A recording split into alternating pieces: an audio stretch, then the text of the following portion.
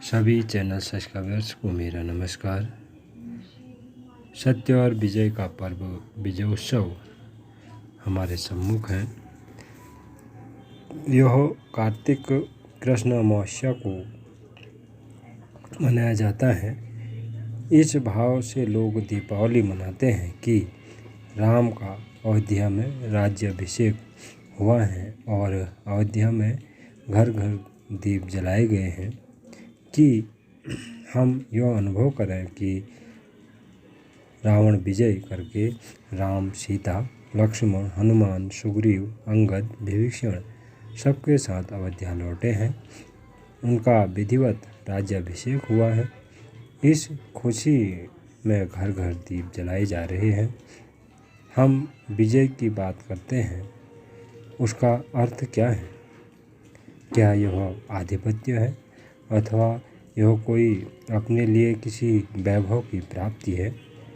यदि हम ध्यान से प्राचीन दिग्विजयों का वर्णन पढ़ें तो 3 बातें स्पष्ट होती हैं।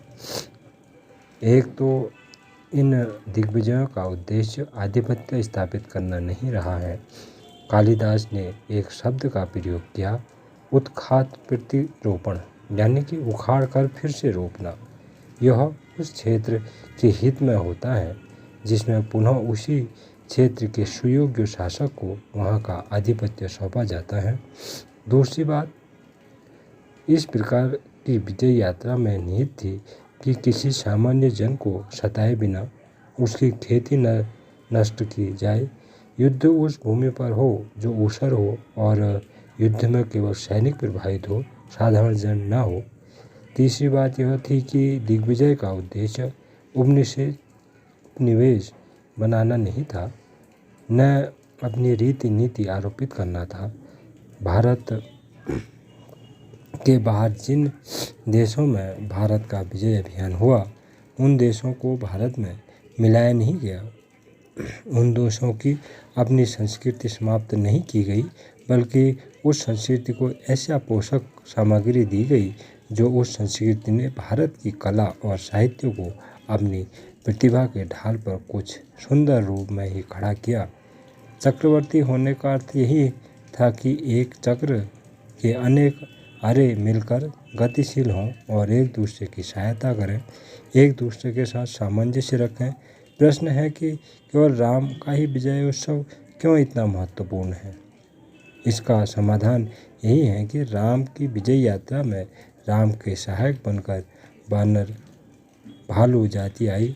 अयोध्या में से कोई सेना नहीं आई है, वह अकेले एक निर्वासित का उत्साह है जिसने राक्षसों के आक्रांत अत्यंत साधारण लोगों में आत्मविश्वास भरा और जिसने रथहीन होकर ही भी रथ पर चढ़े रावण के विरुद्ध लड़ाई लड़ी।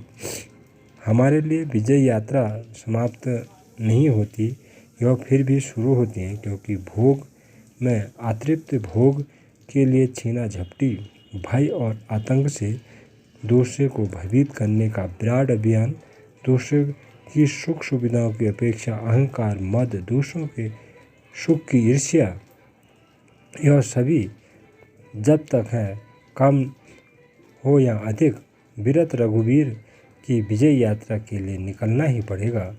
आत्मजयी को इन शत्रुओं के ऊपर विजय प्राप्त करने के लिए नया संकल्प लेना ही होगा। वस्तुतः जन जन के मन में बनवासी राम भी तो राजा ही थे, केवल सिंहासन पर आसीन नहीं हुए थे, किंतु सिंहासन पर उनकी पादुका आसीन हुई थी। उनके प्रतीक चिन्ह से शासन चल रहा था। भरत तो अपने को न्यायधारी मानते थे। महात्मा गांधी उसी प्रकार की स्थिति में जनता के शासक को देखना चाहते थे। शासन तो सनातन राम का ही है। उनकी तरफ के से प्रतिनिधि हो कर धरोहरी हो एक शासन चलाना ही जनतंत्र के शासन का लक्ष्य होना चाहिए। अमावस्या की रात्रि सबसे घनी अंधेरी रात्रि होती है।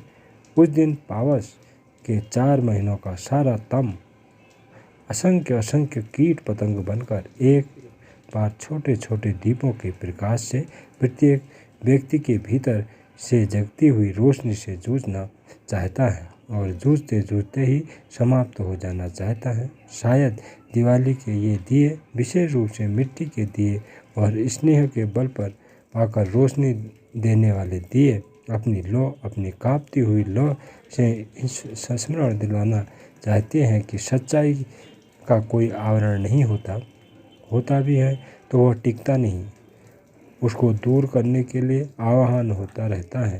प्रकाश के देवता का सत्य का सुनहले ढक्कन से मुंह ढका हुआ है, उसे उतार दो, उसे अपने आप चमकने दो। इस दीपावली के दिन आज भी मिट्टी के खिलौने, मिट्टी के गणेश, मिट्टी के लक्ष्मी, मिट्टी के टुन बजाती घंटियाँ पटाखे के हाहाकार से कहीं अधिक सुंदर, मधुकर और प्रीतिकर लगती है। आज भी हिंदुस्तान की नारी अपने घर में अनाज के भरे बर्तन का प्रयोग करती है, मिट्टी का ही दिया जलाती है, मिट्टी का ही लक्ष्मी गणेश की धान के खिलों से पूजा करती है। लगता है संस्कृति का कोई एक कोना अभी भी सुरक्षित है जहाँ मन की पवित्रता, सच्चाई और कला दृष्टि के प्रति संवेदनशीलता बची हुई है।